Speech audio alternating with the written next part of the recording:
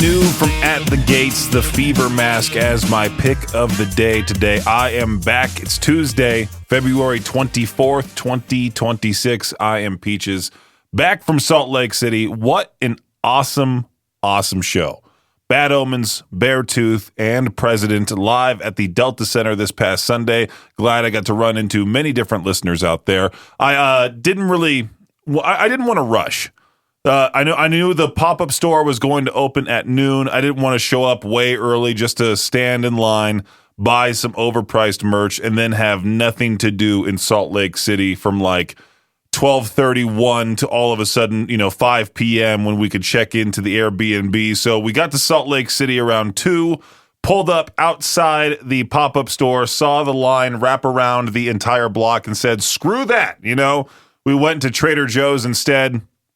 Got some stuff from there, then went to a Mexican restaurant, then went to the Airbnb, kind of chilled for a little bit before making our way back to the Delta Center. And there's so many people at this show. I mean, this place was packed. I was talking about it on the air before the show even happened, that this band, Bad Omens, they were playing not the Delta Center, they were playing the Union 3 years ago. The Union, a much smaller venue, and now they're headlining the Delta Center, and sure enough, that place was beyond full. It was awesome. Such a fun time at that show. Really looking forward to the next one. I'm thinking of going to see Nothing More at I believe it is the Union in Salt Lake City on Friday, March 13th, the same night that Nine Inch Nails is going to be in Salt Lake City. I just added a whole bunch of other shows onto our concert calendar that got announced today and yesterday. Make sure to check that out, riverbendmediagroup.com/calendar, or you can use the shortcut to it via the KBear 101 app. Also, while you're on the app, make sure to sign up for Make the Switch with Brent and Gordon Law. Not this weekend, but the next weekend. We unfortunately spring forward. We lose an hour of sleep. I know it sucks that it happens, but we're going to make it a whole lot better for one lucky listener by hooking them up with a Nintendo Switch 2 bundle. All you have to do is sign up through the apps. And then at some point this afternoon, I will play the sounder to get an entry for one listener who's caller 20 at 208-535-1015. Listen extra carefully for that. It is Peach's Pit Party right here on KBear 101. Peach's Pit Party. So there's this woman online right now teaching people how to wash their underwear in a hotel coffee maker. Who looks at a coffee maker and thinks, you know what this needs? Laundry. That thing is designed for one job, and that is hot bean water. That's it, right? Not socks, not boxers, definitely not whatever you wore through airport security for 6 hours. And this woman says she learned it from a flight attendant friend, which I think somehow makes it worse, If you've reached the point where you're blow-drying underwear next to a hotel sink, the trip has already gone off the rails, I feel like. At that stage, you're trying to survive, right? The wildest part is now the internet is debating whether it's clever or gross. There is no debate. We solved this problem centuries ago. It's called a sink. Soap exists. Civilization figured this out before electricity. Now, every hotel in America is one viral video away from putting a warning label on the coffee maker for coffee only. Not briefs, not thawns, not whatever happened in Vegas. That woman is about to start so many things wrong. She's about to get everything taken away from the hotel room. It's just going to be a bed, a sink, and a nice TV. There's this question that popped up on the radio prep because I'm like, you know what? Let me just take an overall look at this page, see how bad it is for today. But I actually like this question. What's something you quietly judged people for until it happened to you? I used to really roll my eyes at people taking random days off in the middle of the week. Like they're not sick, they're not on vacation, they're not planning a vacation. They're just gone. They're just at their house doing nothing. You know what? I used to get really mad about that. I still get somewhat mad if it's excessive, like if it's just, hey, I'm going to take the day off because I stayed up too late last night and drank a whole bunch, that type of thing. But if you've got PTO sitting there, you might as well use it. If I have it sitting there, I'll absolutely take a Wednesday off just because I want a break. I don't need to label it, anything like that. I don't need a dramatic reason. Sometimes you just wake up and think, you know what? I'd like to not. And that's enough. Another one that got me was naps. I used to think daytime naps peak laziness. My parents still think that. Then you get older, your schedule gets weird, you're up earlier than you used to be, suddenly 20 minutes on the couch resets your whole operating system. If it feels like, if you go for too long, then it ruins your sleep schedule. And that's the worst part. I used to take extremely long naps back in college. I would go to school way early in the morning, get back home around 2:30, 3 o'clock, fall asleep, and then I would wake up at 6, and my parents texted me saying they left the house. They left without me for dinner, that type of thing. What's something you judged people for until it happened to you? Living with your parents as an adult is a big one, easy to criticize from the outside, then life throws you a curveball, like divorce, helping out family, saving money. Realize sometimes it's not failure, it's responsibility, right? I still kind of tease my friend Zach because, well, my entire life he sort of teased me that I went to a junior college and all of that. It's like, dude, you didn't leave your parents' house till you were 28 years old, all right? You were nearly 30 when you finally left. I left at the old age of 24, right? And that's what's weird, is that you get judged for not leaving the house fast enough. But in today's day and age, if you try leaving the house at 18, it's nearly impossible. You'd have to get like 4 roommates, that whole thing, go to college, of course, then immediately find a job after college to support yourself. It's so stressful, right? Totally understand it. Back pain, another humbling one. Every guy under 30 thinks people complaining about their backs are exaggerating. Then one day you tie your shoes and your spine just, ruins you. There's a headline going around calling this a revolutionary new way to read. Audible just announced you can now listen to an audiobook while reading the words on the screen at the same time. I want you to sit there with that for a second, just kind of hold it in your head. They invented reading.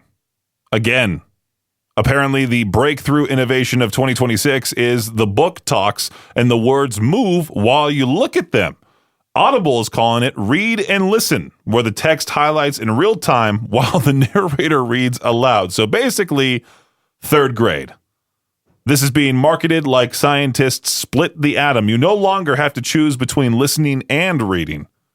Who was standing in their living room screaming, "Why must I pick only one?" kind of thing. We solved this in elementary school with a cassette tape and a plastic book that went ding when you turned the page, right? And the funniest part is you have to own both the audiobook and the ebook for it to work.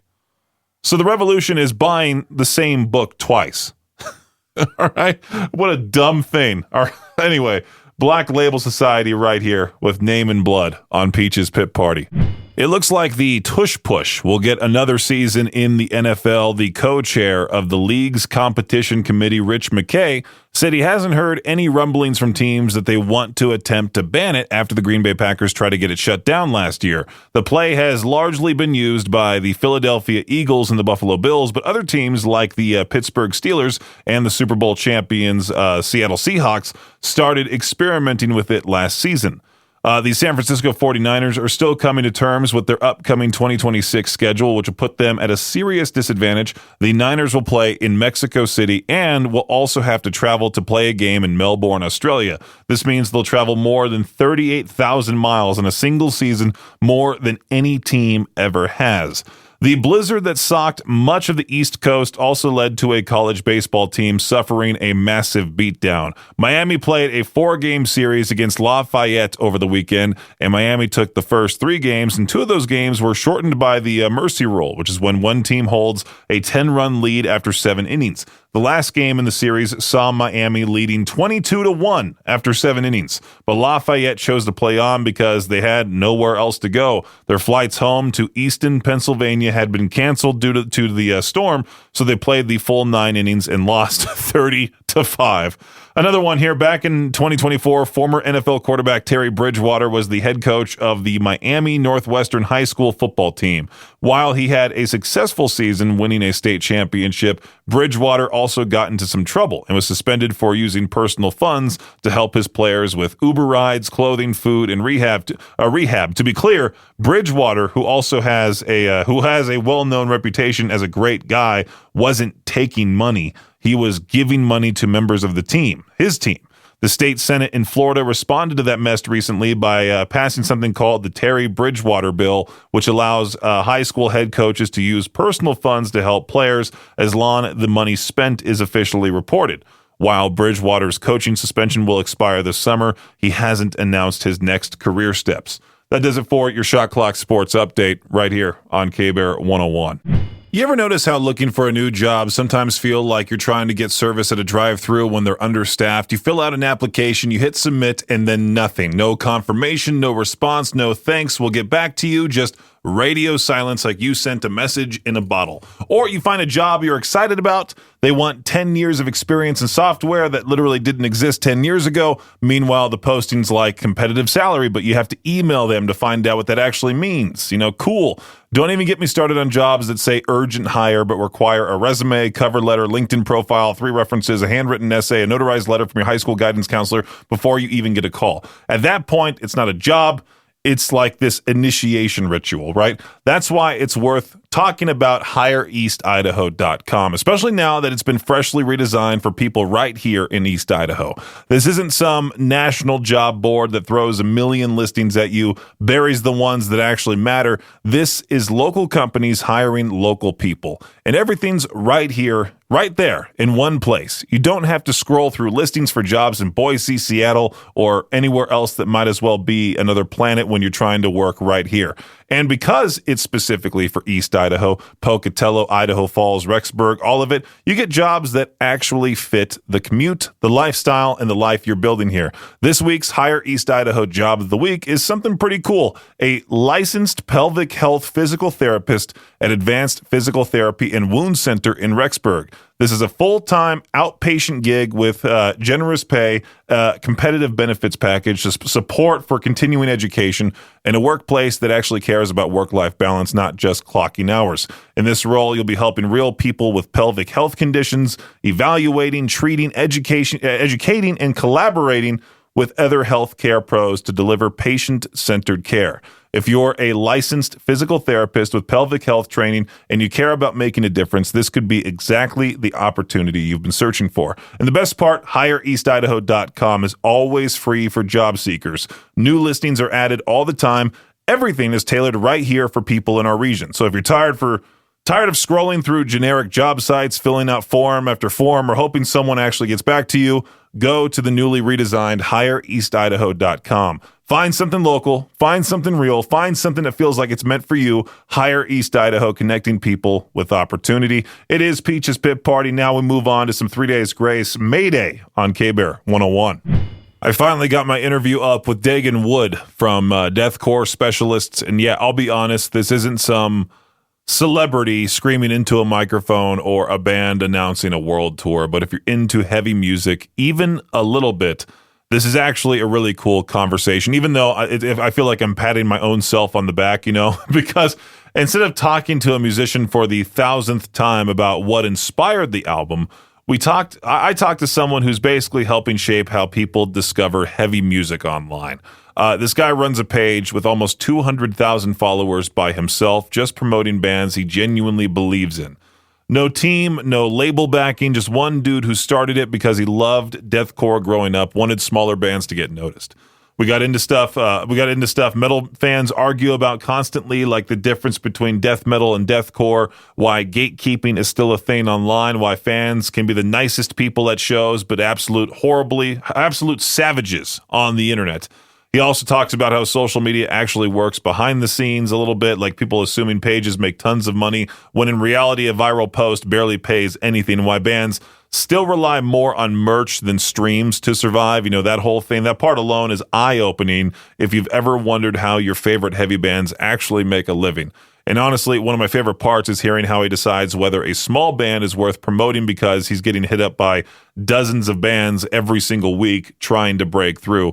So if you've ever wondered how bands blow up, why certain sounds trend, or why everyone suddenly argues about Lorna Shore every 6 months, you'll probably enjoy this. You can watch the full interview right now on our YouTube channel, KBear 101 RMG. Go check it out when you get a minute, especially if you're tired of rock radio pretending heavy music doesn't exist.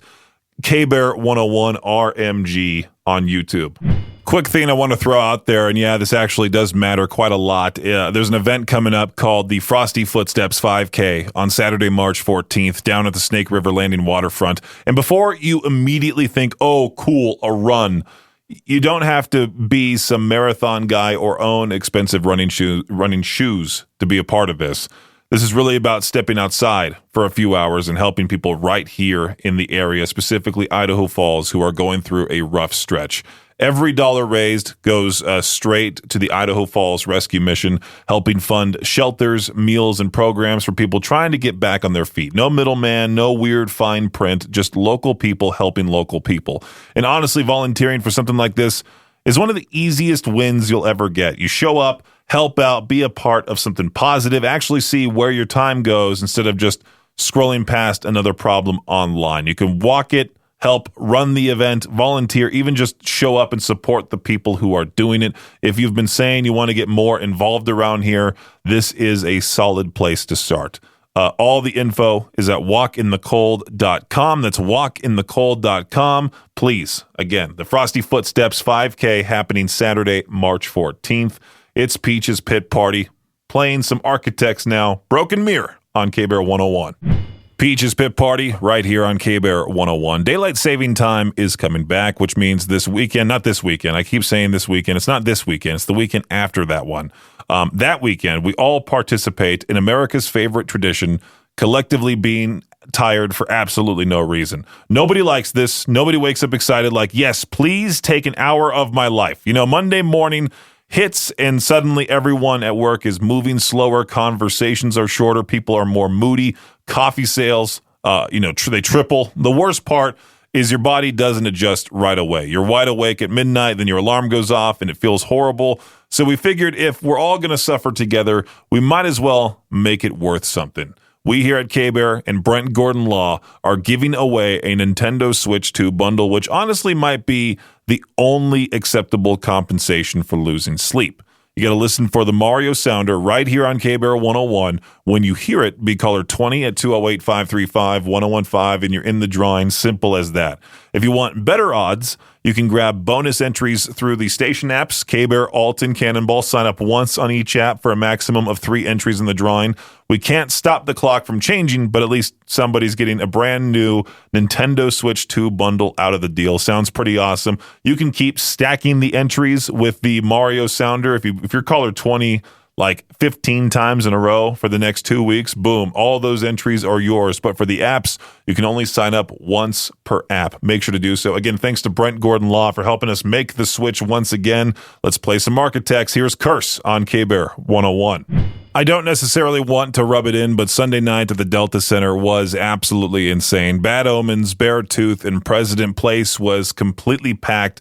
Of course, I ran into a ton of K-Bear listeners out there. I did feel bad because at one point I was desperately trying to find my way down to the pit. But the Delta Center staff, as I talked about at the beginning part of the show, had no idea. Most of them were just clueless.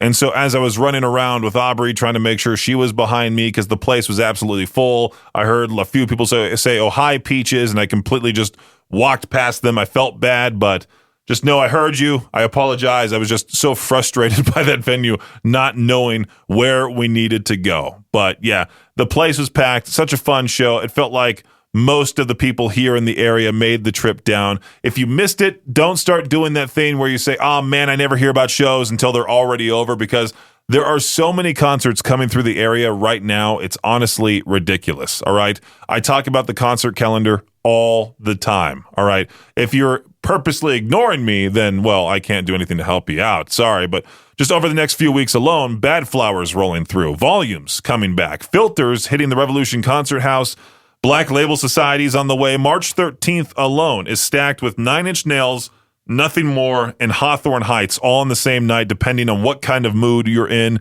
Then it just keeps going. Testament, The Devil Wears Prada, Slaughter to Prevail, Lamb of God, and that's just March. April is the most wild. Journey's coming through. Gwar is coming. AFI is on the schedule. Electric Callboy, Animals as leaders. Bill Murray, Lacuna Coil, all hitting stages nearby. And if you're already planning summer shows, you got Evanescence, Shinedown, Avenged Sevenfold, Rob Zombie, Five Finger Death Punch, Breaking Benjamin. It just does not slow down this year.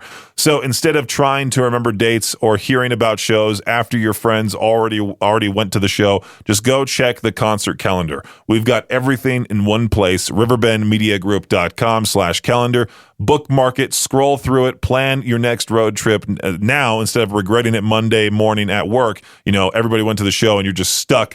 riverbendmediagroup.com/calendar, because missing concerts hurts more than ticket prices, all right? I feel like that's the case. So apparently we've reached the point with AI where it's not just helping people sell houses anymore. It's now adding demons to the listing. A realtor used AI to clean up photos for a home listing, remove clutter, brighten the room, make the place look nicer. Totally normal stuff. Except the AI decided the bathroom needed a flesh monster crawling out the mirror. Not kidding. Someone scrolling through the listing is like, hey, nice kitchen, decent lighting, affordable rent. What in the is that? And the best part, the photo got uploaded anyway. Nobody noticed, which tells me one of two things. Either nobody checks listings before posting anymore, or realtors have seen so many weird bathrooms they just went, that's probably a decoration. Imagine going to the open house, great natural light, updated appliances, and the demon only appears after sunset. Somebody still asked, is that included in rent or utilities on the post? And this is why people don't trust listing photos anymore. You already show up expecting the living room to be half the size advertised. Now you got to confirm the property isn't haunted by an AI hallucination type of thing. Honestly, AI editing real estate photos was already pushing it. Every listing looks like a hotel lobby now. Perfect pillows, impossible lighting, fruit bowls that nobody has ever owned in real life. Now we've gone from staging furniture to staging nightmares. It is pretty funny. The lady, the monster in the picture, it looks like one of those like art pieces you would see at LACMA, that type of thing. It kind of looks like a weird version of the girl from The Substance. I figured if this was Victor Wilt's house, it would be totally normal. But, just if it's some generic Zillow listing, obviously not. You should go check it out for yourself. Just look up AI altered demon photo thing from Zillow.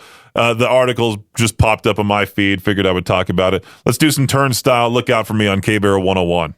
This right here is today's What the Headline. This 19-year-old dude in Clearwater, Florida, once again a Florida man in the news. This guy was just simply going 129 miles per hour in a 55 zone because, well, when he got pulled over and cops asked him, why were you going so fast? He said, hey, I knew I was speeding. I thought I was only going 100 miles per hour. And also he claimed that he was rushing back to work because he was on his lunch break and the McDonald's drive-thru took too long, so he had to make up that time getting back to the office, right?